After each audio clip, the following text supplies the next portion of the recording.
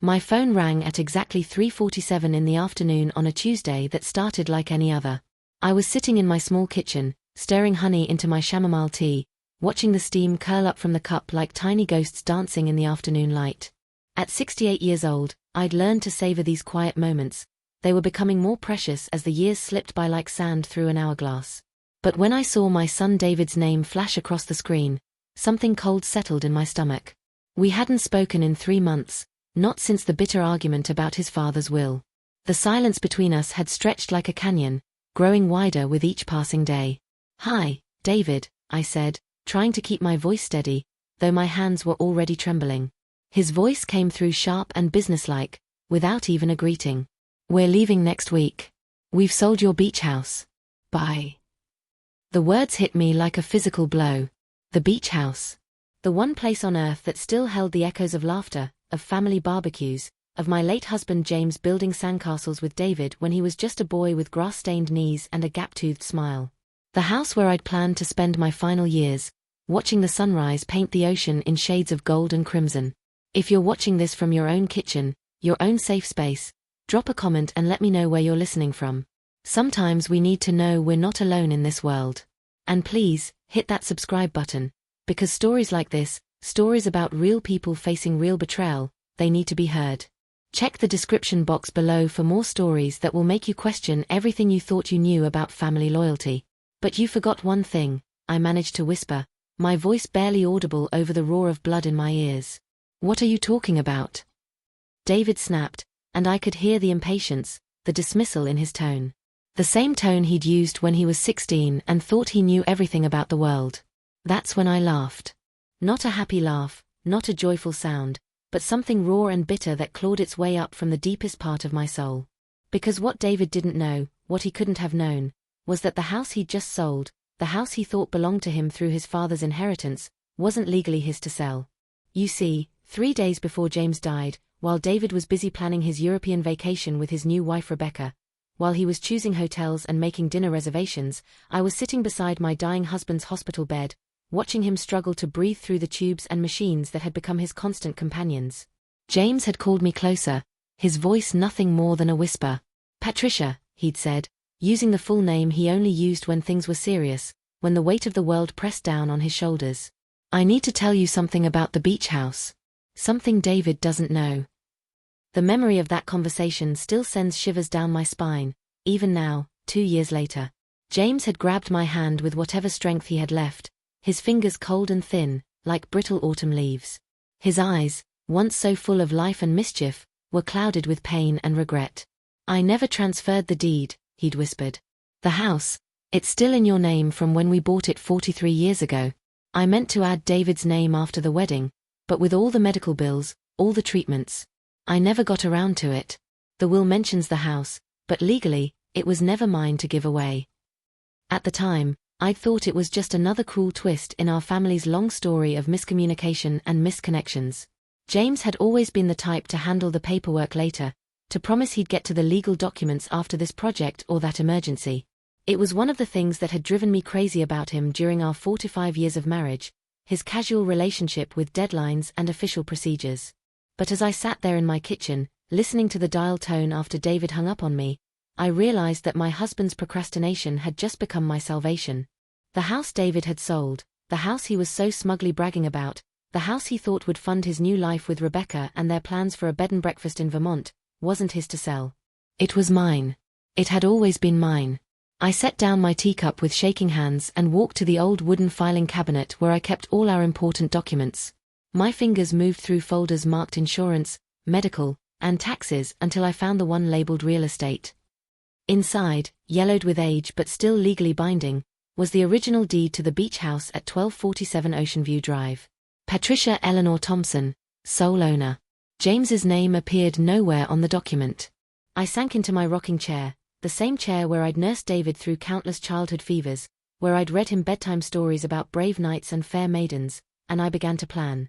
Because if there's one thing you learn when you've lived through 68 years of heartbreak and triumph, of raising children and burying parents, of watching dreams bloom and wither like flowers in a garden, it's that sometimes life gives you exactly the tools you need for justice. But justice, I was about to learn, comes with a price that not everyone is prepared to pay. The next morning, I called my lawyer, Eleanor Whitman. Eleanor and I had been friends since high school, back when we were both Patricia and Ellie, two girls with big dreams and bigger hearts. She'd handled James's estate, and she'd been the one to break the news to me about how little was left after the medical bills had devoured our savings like hungry wolves. Patricia. Eleanor's voice carried concern. You sound upset. I need you to check something for me, I said, surprising myself with how calm I sounded. The beach house. David seems to think he owns it. There was a long pause. Honey, we went over this. The will. The will mentions a house that James never legally owned, I interrupted. I need you to check the deed. 2 hours later, Eleanor called back. Her voice was carefully neutral, the way lawyers speak when they're about to deliver news that will change everything. Patricia, you need to sit down. I was already sitting, had been since I'd made the call, but I gripped the arms of my chair anyway. The house is yours, she said simply. James never transferred the deed. David has no legal claim to it whatsoever. If he's actually sold it. He has. Then we have a very serious problem. He's committed real estate fraud. The buyers, assuming they're innocent parties, they could sue him. They could sue you. This is going to get very messy, very quickly. That night, I didn't sleep. I lay in the bed I'd shared with James for over 4 decades, staring at the ceiling and listening to the house settle around me. Every creak and whisper seemed to carry his voice, seemed to echo with the conversations we'd never had, the plans we'd never made, the legal documents we'd never properly signed. By morning, I had made my decision. David wanted to play games with family property. David wanted to dismiss me like I was some doddering old woman who didn't understand the modern world. Well, my son was about to learn that his mother had more fight left in her than he'd ever imagined. But first, I needed to find out exactly what he'd done, and to whom. The Riverside County Recorder's office smelled like old paper and broken dreams. I'd never been inside one before.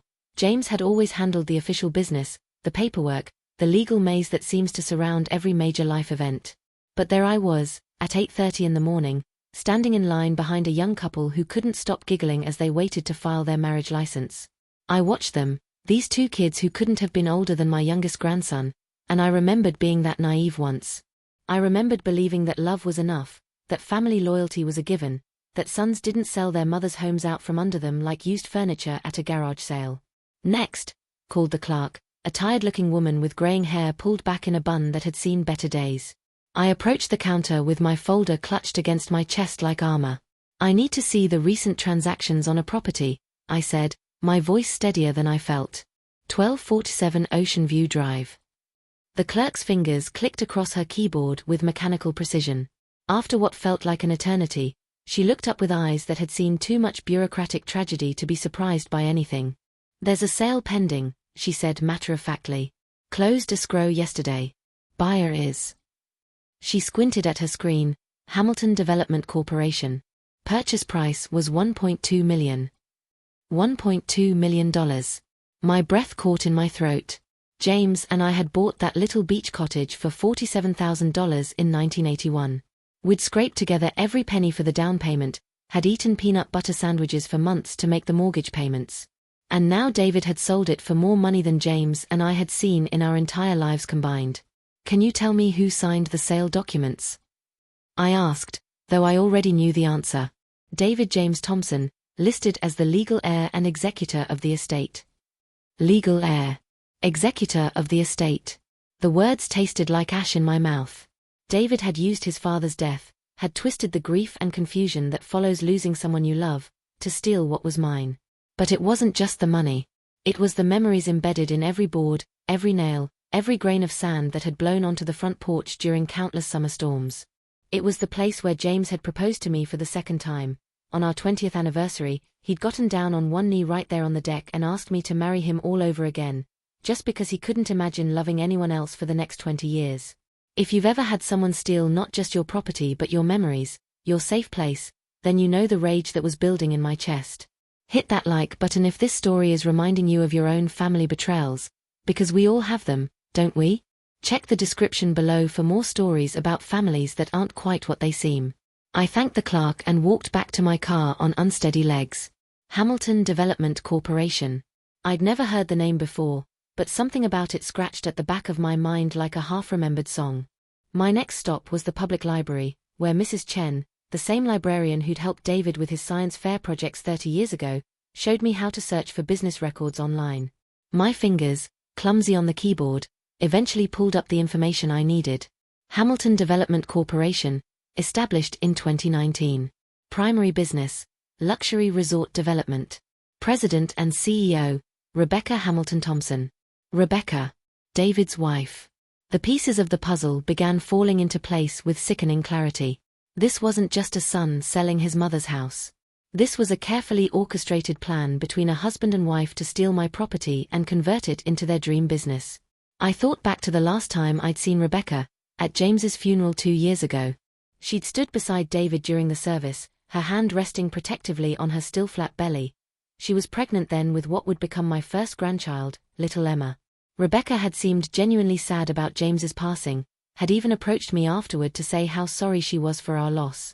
James always talked about that beautiful beach house, she'd said, her voice soft with what I'd taken for genuine emotion. He said it was his favorite place in the world. Now I understood. She hadn't been making conversation or offering comfort. She'd been scouting. She'd been gathering intelligence for the theft that was already being planned. I drove home in a daze, my mind reeling with the implications of what I'd discovered. David and Rebecca hadn't just stolen my house, they'd stolen it to fund a business venture.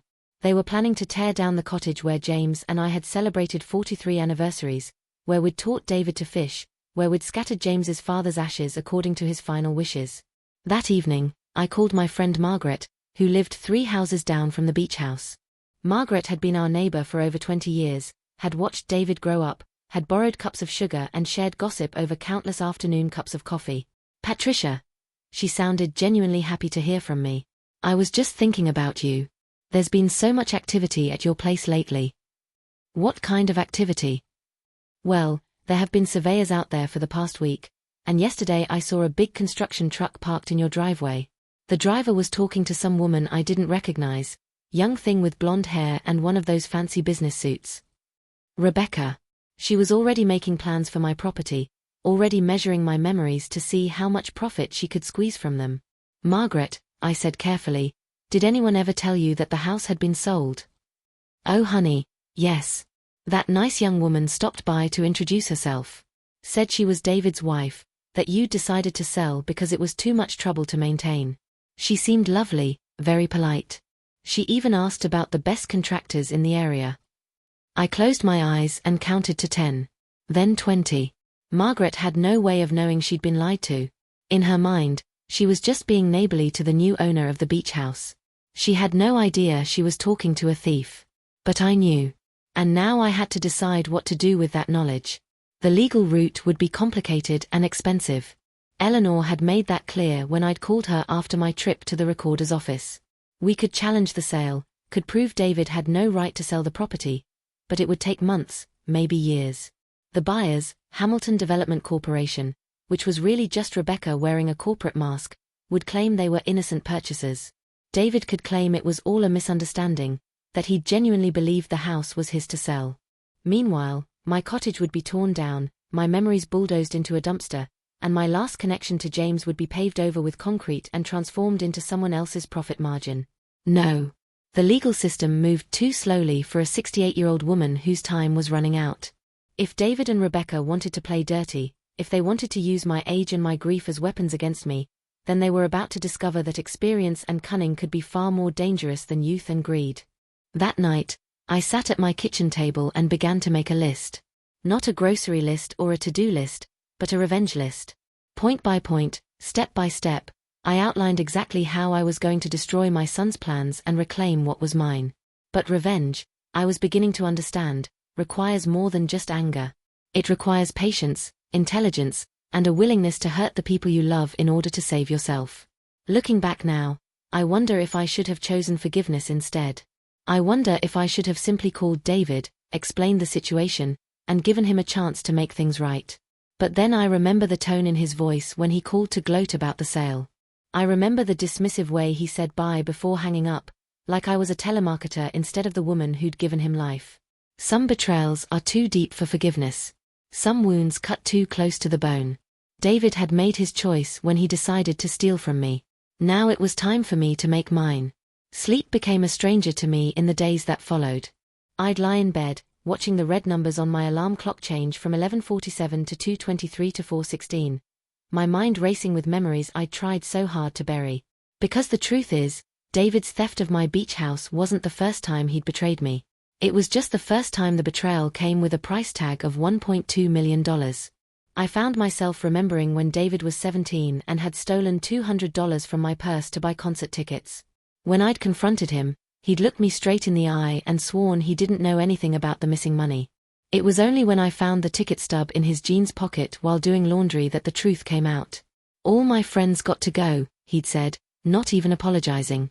"You would have said no if I'd asked." Even then, at 17, David had believed that his wants justified his actions. Even then, he'd seen me not as his mother but as an obstacle to overcome. I thought about the time he was 25 and had forged James's signature on a loan document, using our house as collateral without telling us. We'd only found out when the bank called to verify some information. James had been furious, more furious than I'd ever seen him. But I'd begged my husband to let it slide, to help David out of yet another financial mess. "He's our son," I'd whispered to James that night as we lay in bed, both of us staring at the ceiling. "We have to believe he'll learn from this." But David never learned. Each time we rescued him, each time we covered his debts or cleaned up his mistakes, we were actually enabling him to become the man who would eventually steal my home. The pattern was so clear now, looking back with the sharp clarity that comes from being utterly betrayed by someone you love. David had spent his entire adult life taking from us, and we'd spent our entire marriage giving him what he wanted rather than what he needed. What he'd needed was consequences. What he'd needed was to face the real-world results of his choices. Instead, we'd given him bailouts and second chances and the absolute certainty that Mom and Dad would always be there to catch him when he fell. Well, Mom was still here. But this time, instead of catching him, I was planning to be the reason he fell. I spent the next morning at the bank, talking to a loan officer about the financial implications of David's fraud. What I learned made my blood run cold.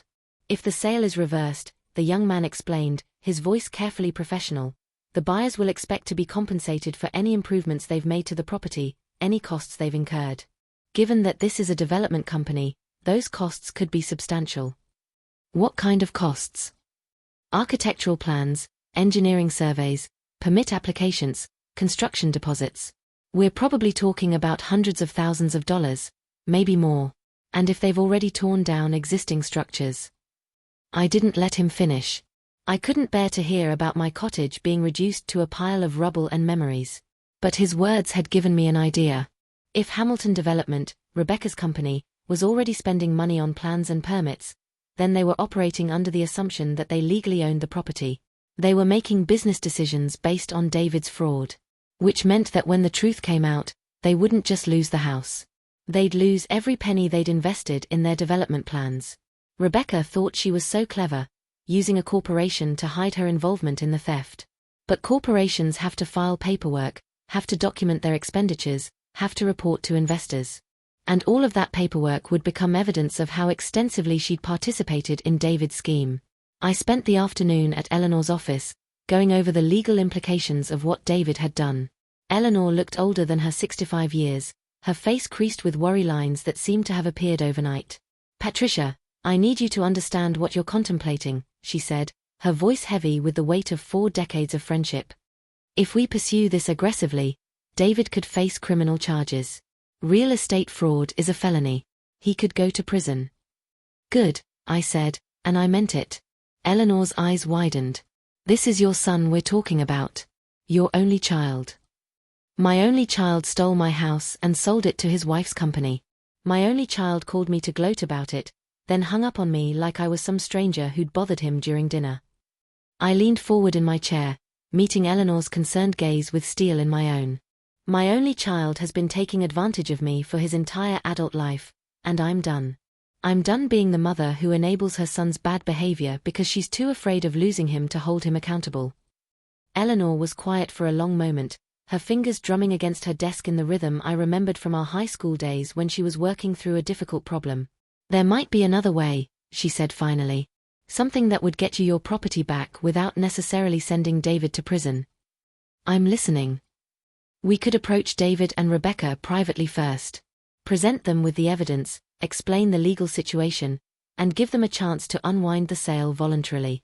If they cooperate, if they make things right, we could potentially avoid involving the district attorney. I thought about this. On one hand, it would be the merciful thing to do. It would give David a chance to correct his mistake, to acknowledge what he'd done and make amends. On the other hand, David had never responded to mercy. Every time James and I had given him a soft landing, he'd used it as a launching pad for his next betrayal. What if they refuse? I asked. Then we go nuclear. Criminal charges, civil suits, the whole 9 yards. But Patricia, if we go that route, there's no going back. Once we involve law enforcement, once this becomes a public criminal case, your relationship with David will be over forever. I sat back in my chair and closed my eyes. When I'd first learned about David's theft, my rage had been pure and clean, like a white-hot flame. But now, faced with the actual consequences of my planned revenge, I felt something more complicated settling in my chest. Because despite everything David had done, despite all the lies and thefts and betrayals, he was still my son. He was still the little boy who'd climbed into my bed during thunderstorms, who'd brought me dandelions he'd picked from the yard, who'd cried in my arms when his first girlfriend broke his heart. But he was also the man who'd looked at my grief over losing James and seen an opportunity for profit. If you're listening to this and you've ever had to choose between justice and family, between protecting yourself and protecting someone who's hurt you, then you know how my heart was breaking in that moment. Please, share this story with someone who might need to hear it. Check the description below for more stories about the impossible choices we sometimes have to make. Eleanor, I said finally, what would you do if it was your son? She was quiet for so long I thought she might not answer. When she spoke, her voice was barely above a whisper. I'd give him one chance to make it right. One chance to be the man I raised him to be. And if he chose not to take that chance? She didn't finish the sentence. She didn't need to. That evening, I sat at my kitchen table with a legal pad and a pen, crafting the most important letter I'd ever written. It was a letter to my son, explaining what I'd discovered and what I knew. It was a letter offering him a choice: make this right voluntarily, or face the consequences of his actions in a court of law. But it was also a goodbye letter. Because regardless of how David chose to respond, our relationship would never be the same. The mother who'd always rescued him, who'd always chosen love over accountability, was gone forever. In her place sat a woman who'd finally learned that sometimes, the most loving thing you can do for someone is to let them face the consequences of their choices. Even when that someone is your own child. Even when those consequences might destroy them. I rewrote that letter 17 times. Each version started the same way, "Dear David," but from there, the words twisted and turned like a river trying to find the sea. How do you tell your son that you know he's a thief? How do you explain that the woman who gave him life is now prepared to destroy his freedom? The final version was just 2 pages long, but it contained 43 years of accumulated disappointment, love, and finally, cold resolve. Dear David I know what you've done. I know about the beach house, about Hamilton Development Corporation, about Rebecca's involvement in what can only be called theft. What you don't know is that your father never transferred the deed to that property. The house at 1247 Ocean View Drive belongs to me, has always belonged to me, and was never legally yours to sell. You have committed real estate fraud, son.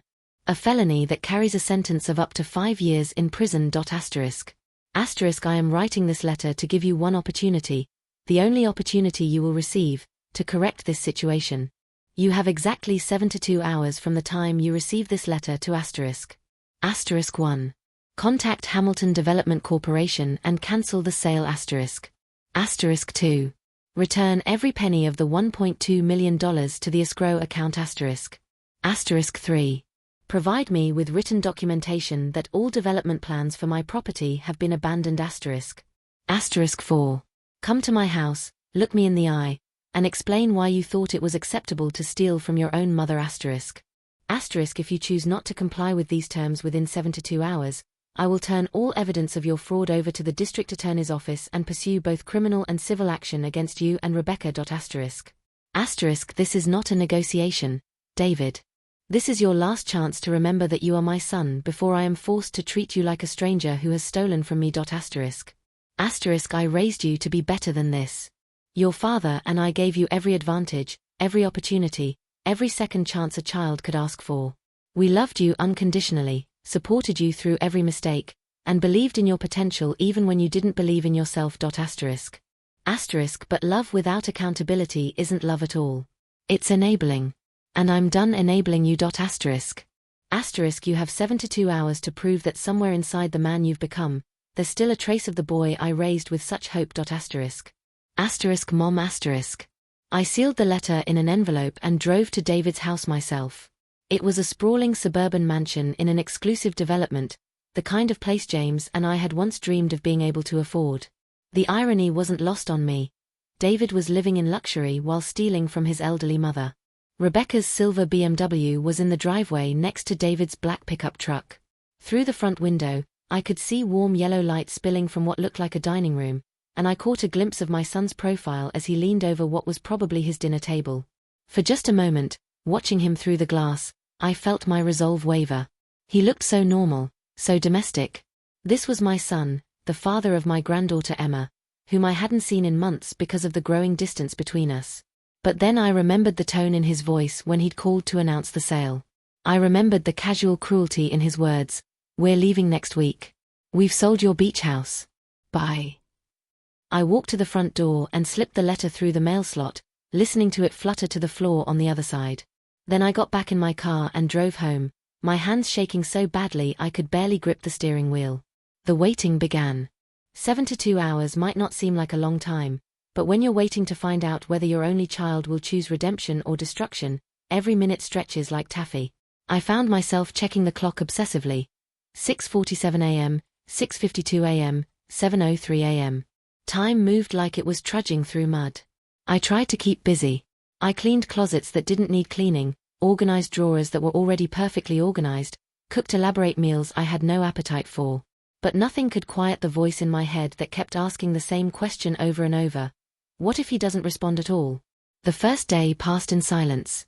No phone call, no knock at my door, no acknowledgement that David had even received my letter. The second day, I broke down and called Margaret to check if there was any activity at the beach house. "Oh honey," she said, her voice bright with excitement. "There's been quite a bit going on over there. They brought in some kind of big machinery yesterday, and I saw that blonde woman, Rebecca, was it? Talking to what looked like contractors. She seemed very excited about something." My heart sank. Instead of halting their plans, David and Rebecca were accelerating them. They were calling my bluff, betting that a grieving widow wouldn't have the strength or the knowledge to follow through on her threats. They were wrong. On the afternoon of the third day, with less than 6 hours left on my ultimatum, my phone finally rang. "Mom." David's voice was tight with anger, none of the casual dismissiveness from our last conversation. "We need to talk." "Do we?" I asked, surprised by how calm I sounded. Because it seems to me I was very clear in my letter about what needed to happen. "This is ridiculous. The house was Dad's, it was left to me in the will. You can't just—" "The house was never your father's to leave to anyone," I interrupted. "The deed has been in my name for 43 years. Your father never changed it because he never got around to the paperwork. Typical James, really. Always meant to handle the official business tomorrow." There was a long silence on the other end of the line. When David spoke again, his voice had lost some of its angry confidence. That can't be right. Eleanor Whitman has copies of all the documentation if you'd like to verify it yourself. The original deed, the property tax records, the insurance policies. Everything is in my name. David. Everything." Another silence. I could almost hear the wheels turning in his head as he processed what this meant for his plans, for Rebecca's business venture, for the life they'd been building with money that had never been theirs to spend. "Mom, look," he said finally, and now his voice carried a note of desperation that I'd never heard before. "Maybe we got ahead of ourselves a little bit, but we can work this out. Rebecca's company has already invested a lot of money in this project. We can't just walk away from it. You should have thought about that before you stole my house." "I didn't steal anything. I thought it was mine. The will clearly states."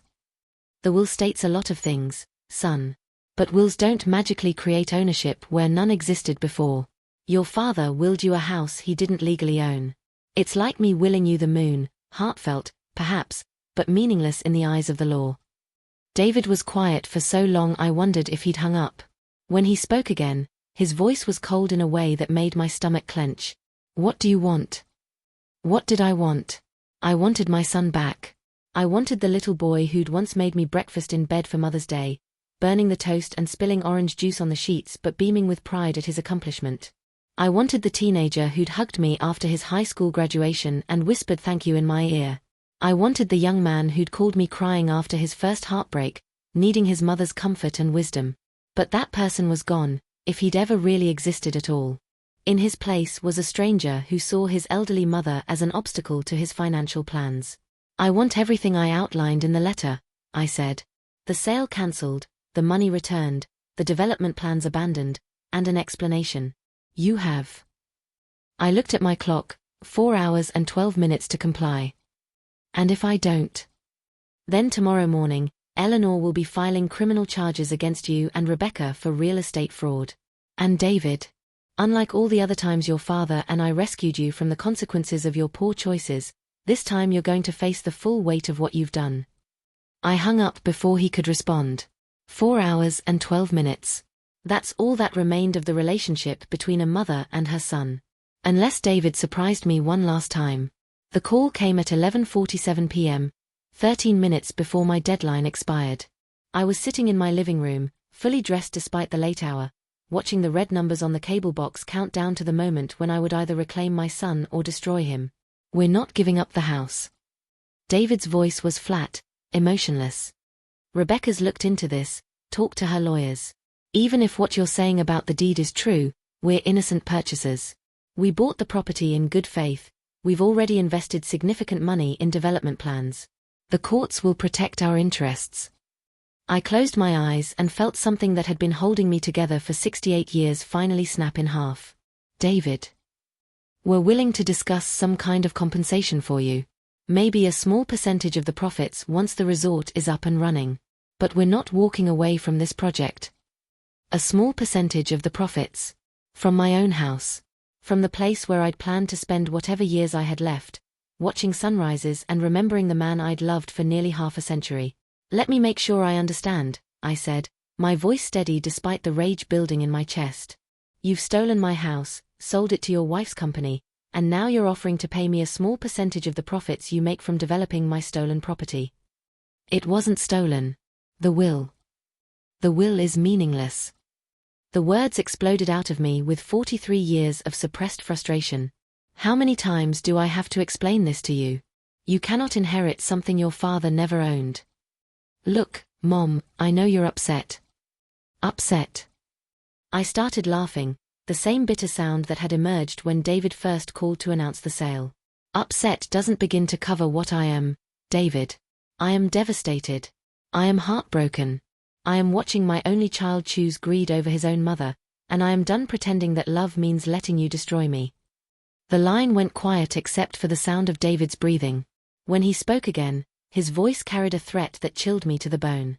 If you try to interfere with this sale, if you cause problems for Rebecca's company, you'll never see Emma again. Do you understand me? You'll never see your granddaughter again. My granddaughter. Sweet little Emma with her father's dark hair and her grandmother's stubborn chin. The child I'd been looking forward to spoiling, to teaching about seashells and sandcastles at the very beach house David was stealing from me. For a moment, the threat worked. For just a moment, I imagined a future of birthdays missed, of Christmas mornings spent alone, of never hearing Emma call me grandma again. The pain of it nearly brought me to my knees. But then I thought about what kind of grandmother I would be if I taught Emma that stealing was acceptable as long as you loved the person you were stealing from. What kind of example would I set if I showed her that women should accept being victimized by the men in their lives? David, I said softly, if you use my granddaughter as a weapon against me, if you turn an innocent child into a tool for blackmail, then you are not the son I raised. And you are certainly not the father Emma deserves. Mom. Your 72 hours are up. Eleanor will be filing charges first thing tomorrow morning. I hung up the phone and sat in my dark living room, trembling with the magnitude of what I'd just done. In the span of one conversation, I'd lost my son and my granddaughter. I'd chosen justice over family, principle over love. Or maybe I'd chosen self-respect over enabling. Maybe I'd chosen to be the kind of woman who wouldn't be stolen from, not even by her own child. Either way, there was no going back now. Eleanor filed the criminal complaint at 9:15 a.m. the next morning. By 10:30, David and Rebecca were in handcuffs, being led out of their suburban mansion while their neighbors watched from behind carefully parted curtains. The local news picked up the story by noon, son charged with defrauding elderly mother in real estate scheme. I watched the coverage from my kitchen table, my hands wrapped around a cup of coffee that had long since gone cold. There was my son on television, his face flushed with rage and embarrassment as reporters shouted questions at him. There was Rebecca, trying to hide behind her expensive lawyer, her carefully styled hair falling across her face as she ducked into the courthouse. And there was me, identified only as the alleged victim, a 68-year-old widow whose son had tried to steal her most precious possession. If you've ever watched someone you love being destroyed by consequences you set in motion, then you know the complex mixture of satisfaction and grief that was tearing through my chest. Please, share this video if you think others need to hear about the price of holding family accountable. Check the description below for more stories about the choices that define us. The phone started ringing at 12:47 p.m. and didn't stop for the next 3 days. Reporters wanting interviews, distant relatives expressing shock and support, old friends who'd seen the news and couldn't believe sweet little David had grown up to be a criminal. But the call that surprised me most came from Margaret, my neighbor at the beach house. "Patricia, honey, I just saw the news. I am so sorry. I had no idea what was really happening when that woman came to talk to me." "It's not your fault, Margaret. Rebecca is very good at making people believe what she wants them to believe." "Well, I want you to know that I've been talking to some of the other neighbors, and we're all ready to testify on your behalf if you need us to. That house is yours, and everyone who's known you and James over the years knows how much it means to you." The support from people who barely knew me stood in stark contrast to the silence from the family members who'd known me all my life. David's cousins, my sister-in-law, even some of James's old work friends, people who'd watched me nurse my husband through his final illness, who'd seen how the beach house was my last connection to him, none of them called. It was as if by refusing to be a victim, I'd somehow become the villain in my own story.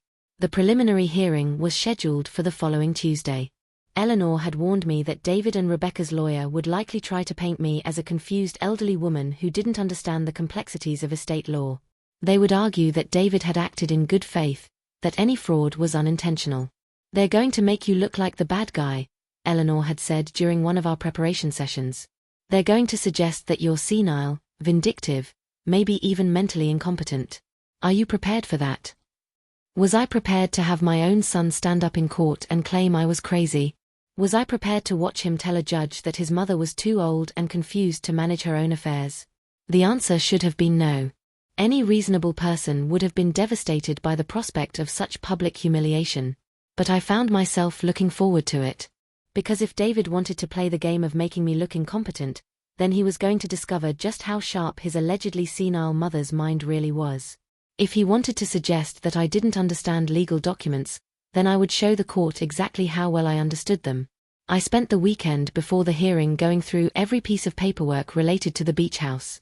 Property tax records dating back to 1981. Insurance claims from the storm damage in 1998.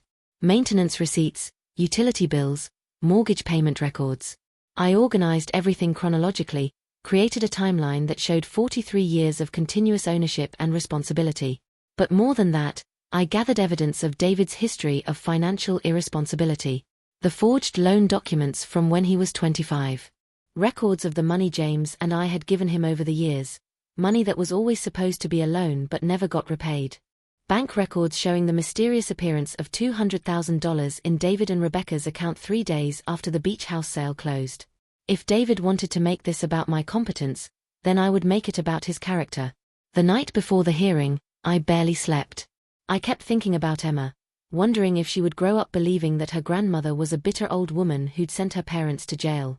I wondered if she would ever understand that sometimes love requires you to do things that feel like cruelty. I thought about James, about what he would say if he could see what his family had become.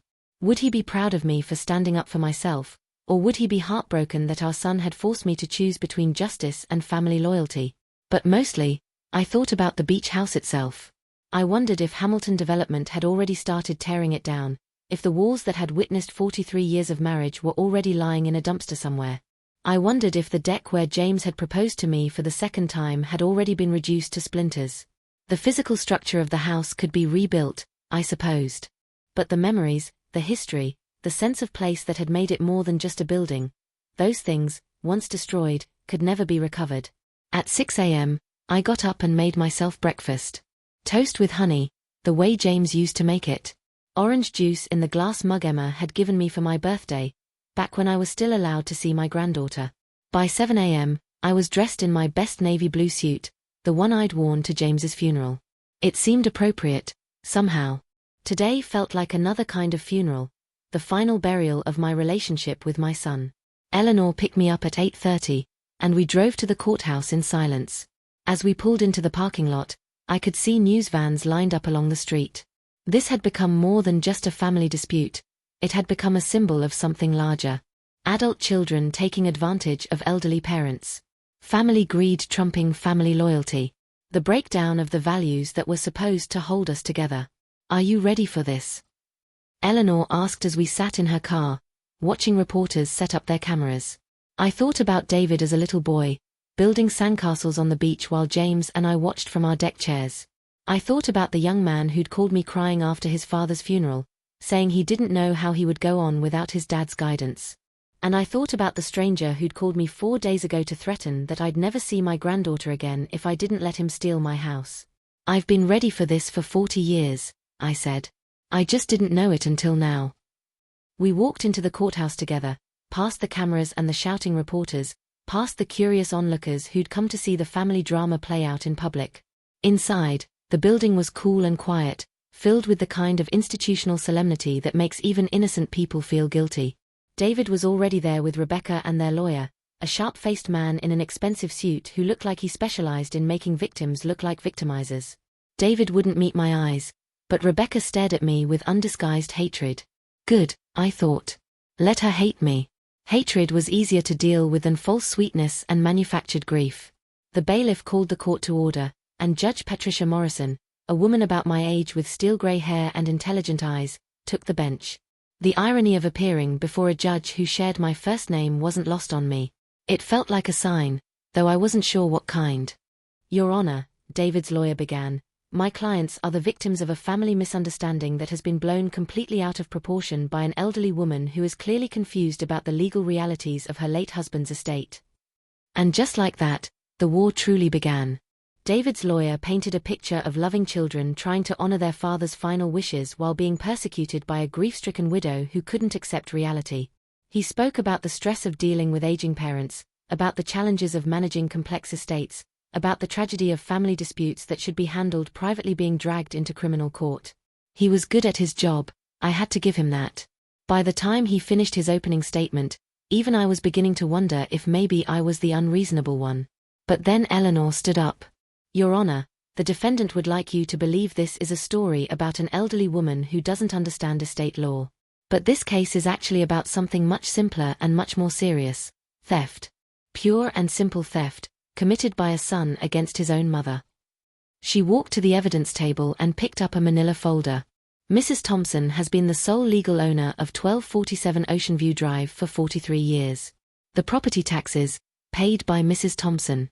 The insurance policies, in Mrs. Thompson's name.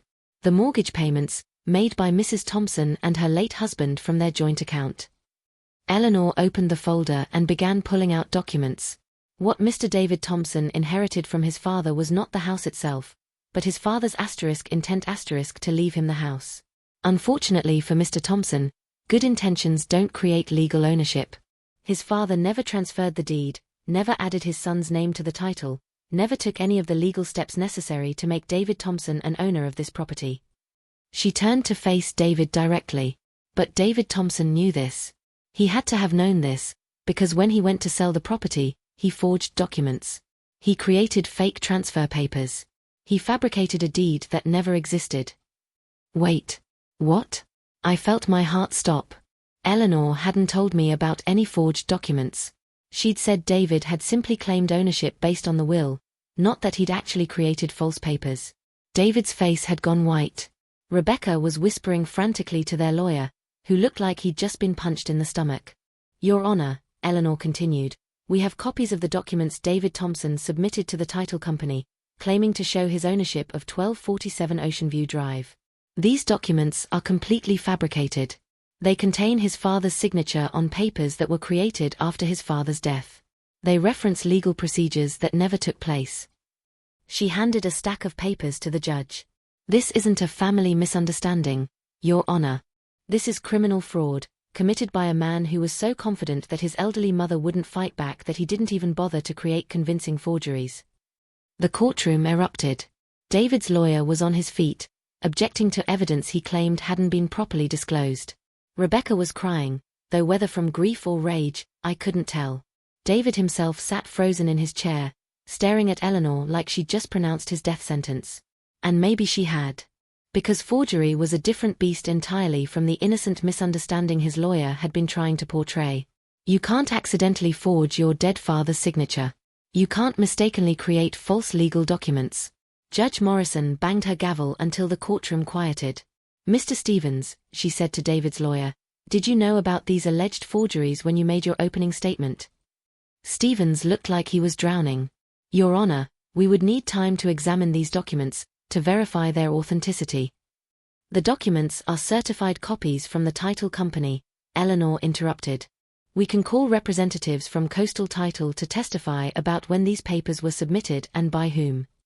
The judge studied the papers Eleanor had given her, her face growing more stern with each page. Finally, she looked up at David. Mr. Thompson, I'm going to ask you directly, and I remind you that you are under oath. Did you create or submit any false documents in connection with the sale of 1247 Ocean View Drive? David's mouth opened and closed like a fish gasping for air. The silence stretched so long that I thought he might not answer at all. Your Honor, I believe the house was mine. My father's will clearly stated. That's not what I asked you, Mr. Thompson. Did you create false documents? Another endless pause. I could see David calculating, trying to figure out if there was any way to spin this, any way to make the truth less damaging than it obviously was.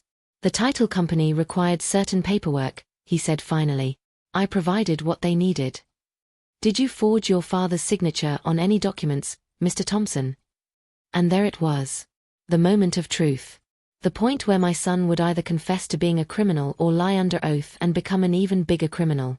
David looked at me for the first time since we'd entered the courtroom.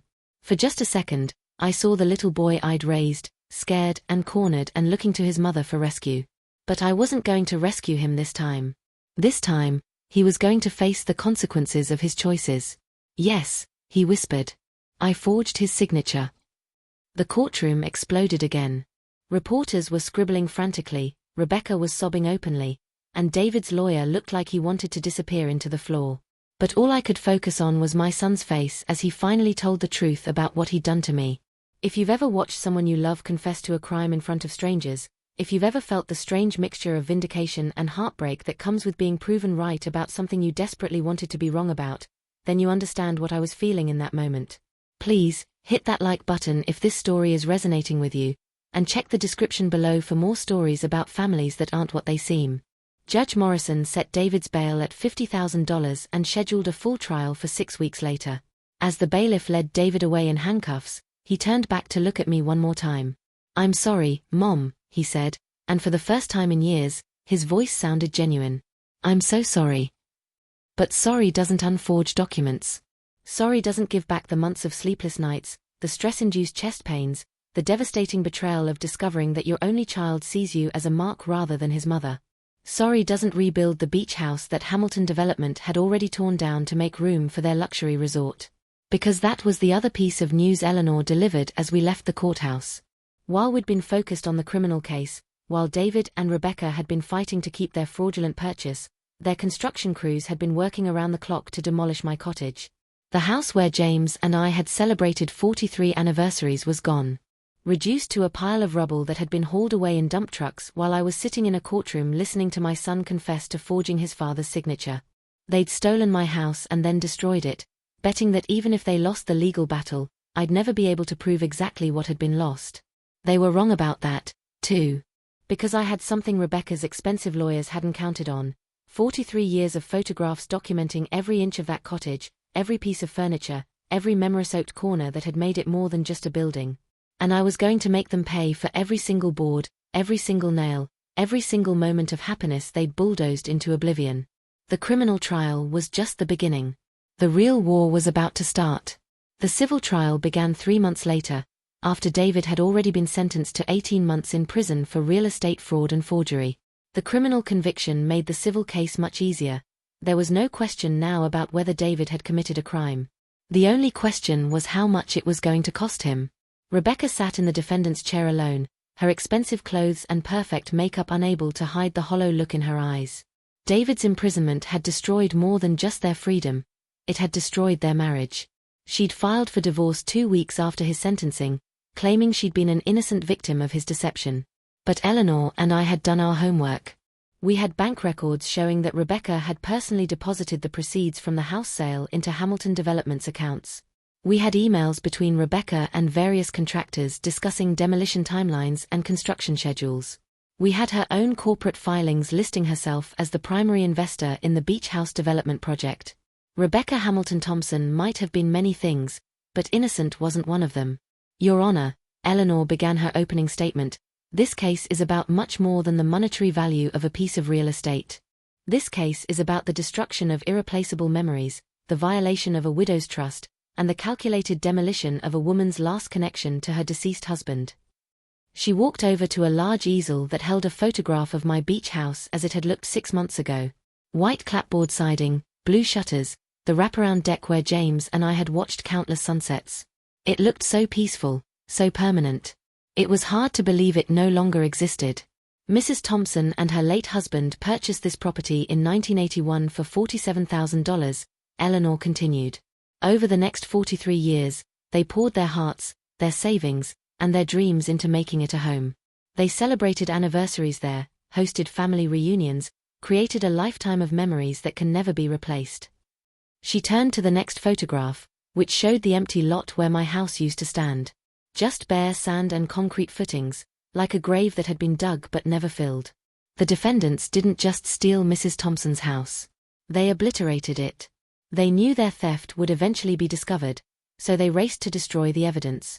They demolished a 43-year-old home in a matter of days, erasing decades of history as if it had never existed. Eleanor spent the next hour walking the jury through the financial documents, the forged papers, the timeline of destruction. But it was when she called me to the witness stand that I felt the real weight of what I was trying to accomplish. Mrs. Thompson, Eleanor said gently, can you tell the jury what that house meant to you? I looked out at the 12 strangers who would decide my fate, and I tried to find words for something that had never needed words before. That house was where my husband proposed to me for the second time. I began, my voice steady despite the tears I could feel building behind my eyes. On our 20th anniversary, he got down on one knee on the deck and asked me to marry him all over again. He said the first 20 years had been practice, and now he wanted to do the next 20 years right. I pulled out a tissue, not caring that the jury could see my vulnerability. We scattered his father's ashes from that deck, according to his final wishes. We taught our son to fish from that same deck. When David was 8 years old, he caught his first base right off our pier, and James was so proud he took pictures from every angle. I looked directly at Rebecca, who was staring at her hands. That house held 43 years of Christmas mornings, birthday parties, family dinners. It was where we went when we needed to remember who we were before life got complicated. It was our sanctuary. Eleanor nodded. And now it's gone. Now it's gone, I confirmed. And not just gone, deliberately destroyed by people who knew exactly what they were taking from me. The cross-examination was brutal. Rebecca's lawyer tried to paint me as a vindictive old woman who was punishing her daughter-in-law for her son's crimes. He suggested that the house was just a building, that my emotional attachment was irrational, that no amount of money could truly compensate for sentimental value, so why should his client pay for it? Mrs. Thompson, he said, his voice dripping with false sympathy, isn't it true that you're using this civil suit to punish Rebecca for divorcing your son while he was in prison? No, I replied firmly. I'm using this civil suit to hold Rebecca accountable for participating in the theft and destruction of my property. But you do resent her for abandoning David when he needed her most. I thought about this question carefully. Did I resent Rebecca for divorcing David? Or did I respect her for finally recognizing what kind of man she'd married? I think Rebecca showed good judgment in distancing herself from David, I said finally. I wish she'd shown that same good judgment before she helped him steal my house. The jury deliberated for 2 days. When they came back, the foreman stood and read their verdict with the kind of solemnity usually reserved for murder trials. In the case of Thompson versus Hamilton Thompson, we find in favor of the plaintiff. We award Mrs. Patricia Thompson compensatory damages in the amount of $1.2 million, punitive damages in the amount of $2.4 million, and additional damages for emotional distress in the amount of $500,000. $4.1 million. More money than James and I had earned in our entire 45 years of marriage. More money than I could spend in what remained of my lifetime. But as I sat there listening to the judge make the award official, I felt empty. Hollow. The victory tasted like ashes in my mouth. Because $4.1 million couldn't bring back the house where James had taught David to fish. It couldn't restore the deck where we'd celebrated our 40th anniversary. It couldn't resurrect the walls that had witnessed 4 decades of marriage, or the windows that had framed countless sunrises over the Atlantic Ocean. Money couldn't give me back my son, who was sitting in a prison cell because his mother had finally decided to hold him accountable for his actions. Money couldn't give me back my granddaughter, whom I hadn't seen since David's arrest 8 months ago. Money couldn't give me back the family I'd spent 68 years building, brick by brick, moment by moment, only to watch it crumble in the span of a single phone call. Rebecca didn't have $4.1 million. Hamilton Development Corporation had been dissolved during the bankruptcy proceedings that followed David's conviction. Her personal assets, the house, the cars, the business equipment, would be seized and sold to pay part of what she owed me. But even if she'd been able to pay every penny, even if she'd handed me a check for the full amount right there in the courtroom, it wouldn't have changed the fundamental truth of what I'd lost. I'd won the war, but the victory felt indistinguishable from defeat. That night, I sat in my kitchen with a cup of tea and the local newspaper, reading about my own legal triumph like it had happened to someone else. Local woman awarded $4.1 million in real estate fraud case, the headline read. There was a picture of me leaving the courthouse, looking older than my 68 years, my face drawn with exhaustion and Pyrrhic victory.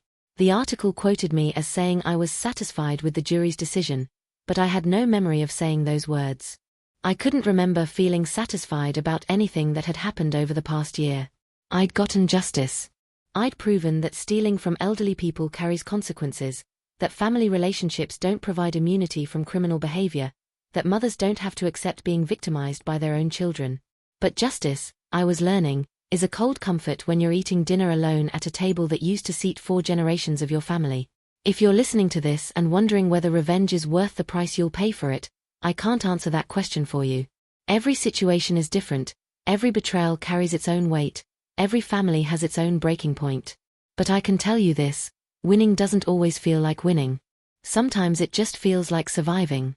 And sometimes, survival is the most you can hope for. 2 years have passed since the trial ended, and I'm still learning to live with the consequences of my choices.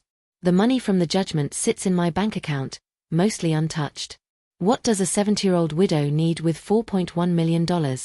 I can't take it with me when I die, and I have no family left to leave it to. David was released from prison 6 months ago. He served his full sentence because he refused to show the remorse that might have earned him early parole. Even behind bars, even after losing everything, he maintained that he'd been justified in his actions, that the house should have been his, that I was the unreasonable one for pressing charges against my own son. He lives in a 1-bedroom apartment across town now, working as a night manager at a gas station. Rebecca took Emma to Vermont when she got out of prison. She served 8 months for her role in the fraud. They're starting over, she and my granddaughter, building a life that doesn't include the grandmother who sent Emma's parents to jail. I tell myself it's for the best. What kind of influence would I be on a child, anyway?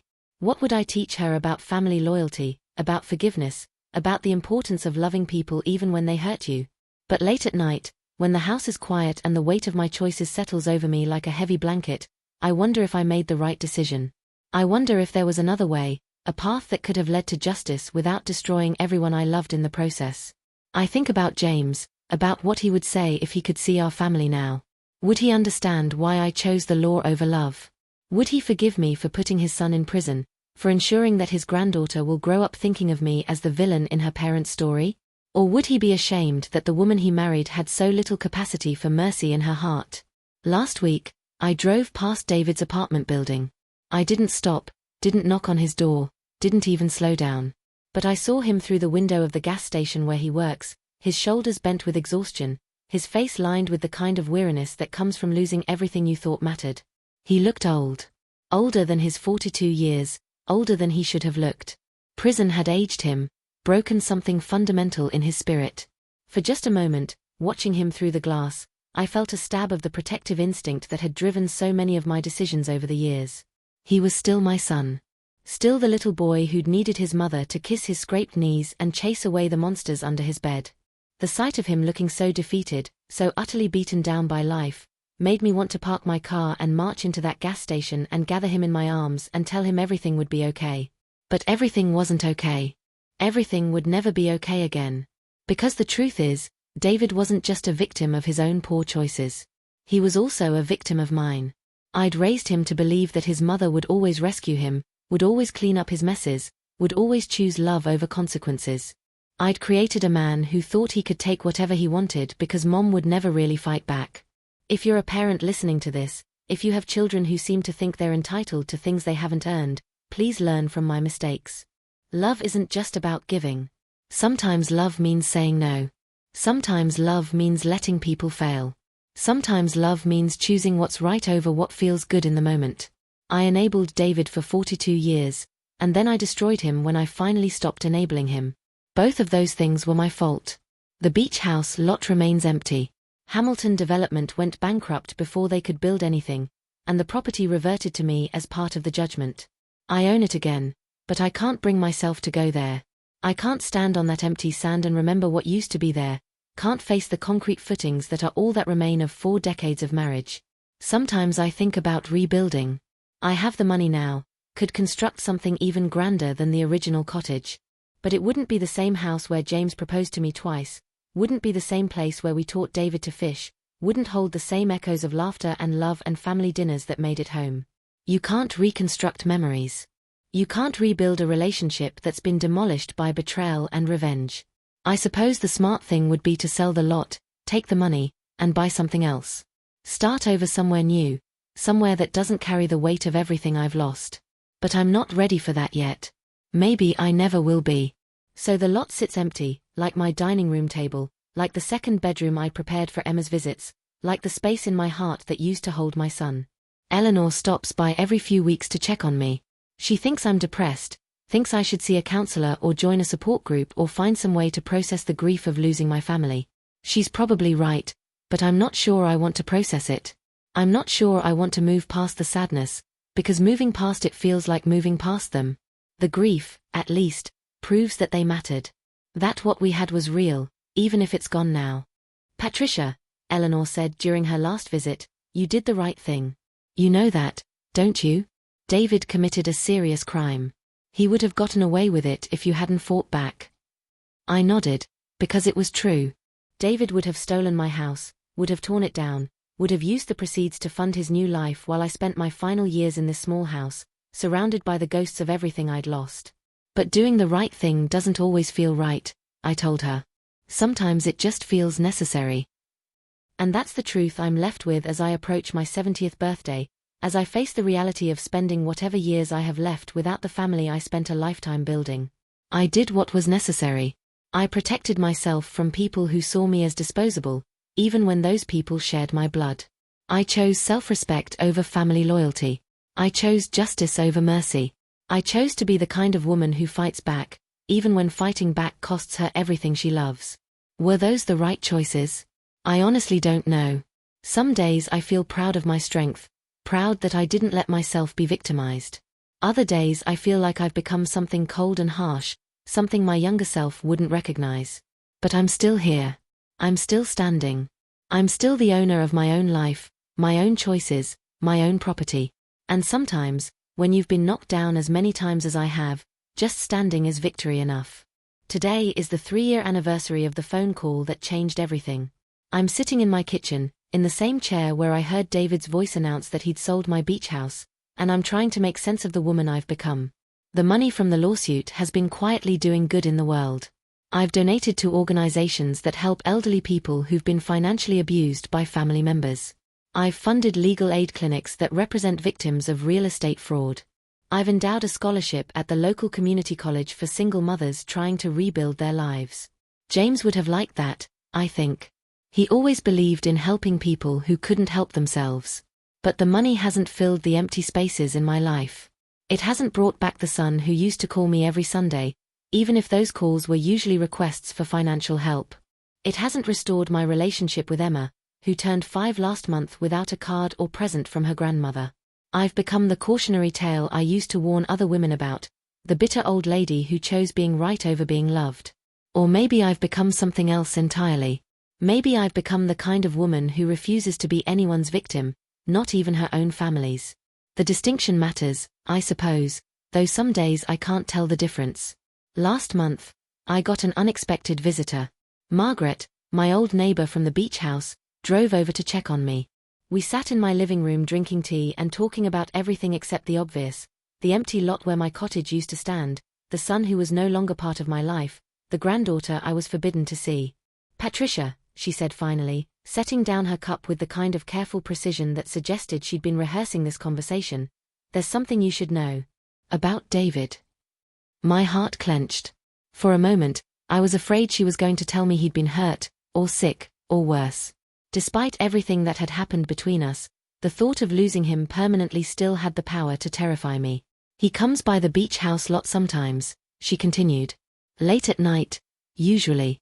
He just sits in his car and stares at where the house used to be. I've seen him there maybe a dozen times over the past few months." I tried to process this information.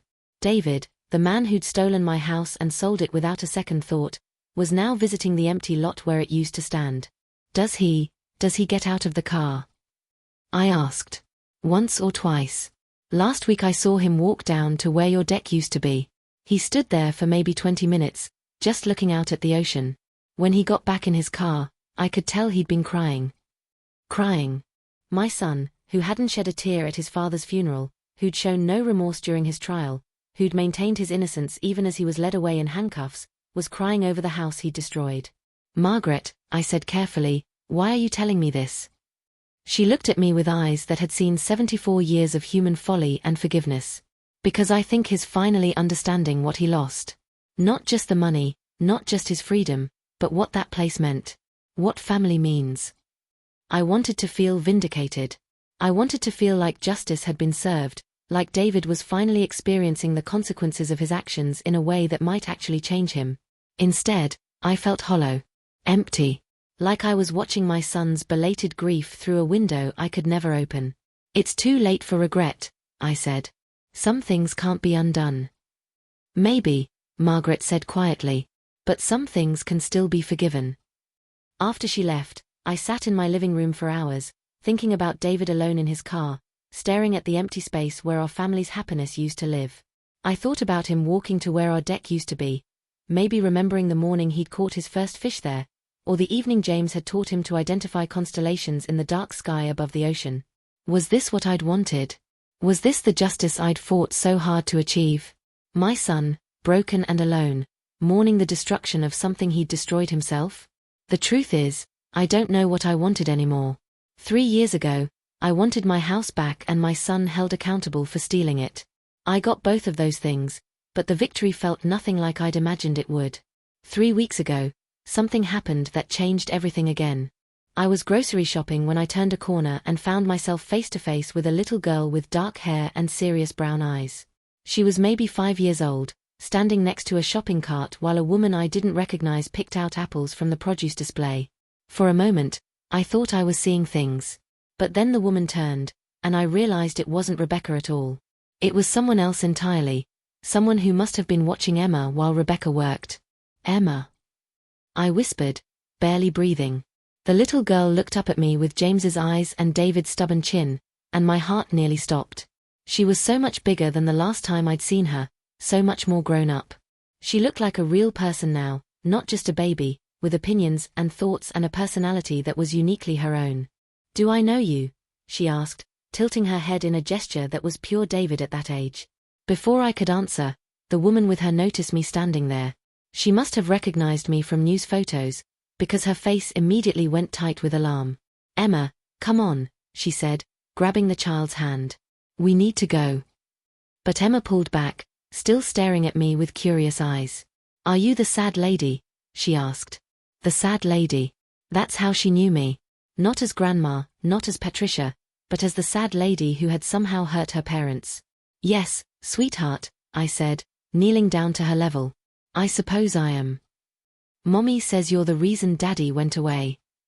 The words hit me like a physical blow, but I tried to keep my expression neutral. "Your daddy made some choices that got him in trouble," I said carefully. "I was just trying to protect something that belonged to me."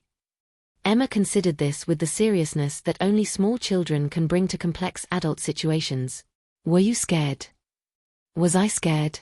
3 years later, with all the legal battles behind me, with David out of prison and Rebecca building a new life, was I still scared? Yes, I admitted. I was very scared. "I get scared sometimes too," Emma said matter-of-factly. "When I have bad dreams about the house that went away." My breath caught. Emma remembered the beach house. She had nightmares about its destruction. Emma. The babysitter was getting more agitated. "We really need to go." But Emma took a step closer to me. "Are you still scared?" I looked into my granddaughter's face and saw everything I'd lost reflected back at me. The family dinners that would never happen, the bedtime stories I'd never read, the scraped knees I'd never kiss better. All of it gone because I'd chosen justice over mercy, consequences over forgiveness. "Yes," I whispered. "I'm still scared." Emma nodded like this made perfect sense to her. Then, without any prompting from the increasingly frantic babysitter, she reached out and took my hand. "It's okay to be scared," she said with the wisdom of someone who'd lived through her parents' divorce, their imprisonment, the destruction of the only stable home she'd ever known. "Sometimes being scared means you're being brave." And then she was gone, led away by the babysitter who was probably already calling Rebecca to report this unauthorized encounter. But her words stayed with me. Sometimes being scared means you're being brave. I'd spent 3 years wondering if I'd been vindictive or just, cruel or courageous. But maybe Emma had given me a different way to think about it. Maybe I'd just been scared, scared of being taken advantage of, scared of losing everything I had left, scared of spending my final years as a victim rather than a survivor. Maybe choosing to fight back, even when it cost me everything, had been the bravest thing I'd ever done. Or maybe it had been the most cowardly. Maybe real courage would have been finding a way to hold David accountable without destroying him. Maybe real bravery would have been teaching him consequences without breaking his spirit completely. I don't know. I may never know. What I do know is this: I am 70 years old, and I am alone, and I have more money than I could spend in 3 lifetimes. I have justice, but I don't have love. I have vindication, but I don't have family. I have my self-respect, but I don't have my son. Some days, the trade feels worth it. Some days, I'm proud of the woman who refused to be anyone's victim, even her own child's. Other days, I would give back every penny of that $4.1 million to have David call me and ask for money again, to have Rebecca bring Emma over for Sunday dinner, to have my house back and my family intact and the illusion that love conquers all. But that's not how life works. You don't get to unmake the choices that define you. You don't get to take back the words that change everything, or undo the actions that destroy relationships, or forgive your way back to innocence once it's been lost. You just get to live with the consequences of being human in a world that doesn't always reward doing the right thing. If you've listened to this whole story, if you've stayed with me through every painful choice and bitter victory, then you know there's no neat ending here. No moral that ties everything together, no lesson that makes the suffering worthwhile. There's just a 70-year-old woman sitting in her kitchen, drinking tea and wondering if the price of dignity is always this high. But here's what I want you to remember, if you remember nothing else: sometimes the people who hurt you the most are the ones you love the most. Sometimes family loyalty becomes family enabling.